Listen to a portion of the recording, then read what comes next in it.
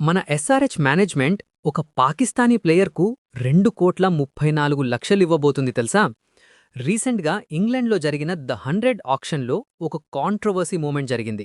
Sun Risers leads అనే team, ఇది sun Risers Hyderabad owners అయిన సన్ గ్రూప్కి చెందినది.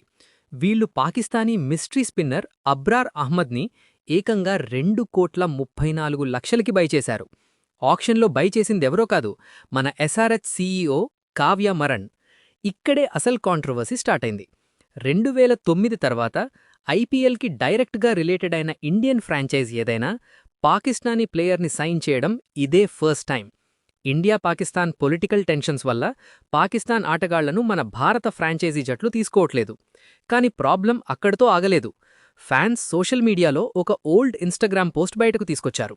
అందులో అబ్రార్ ఫెంటాస్టిక్ టీ అని క్యాప్షన్తో ఫోటో పెట్టాడు.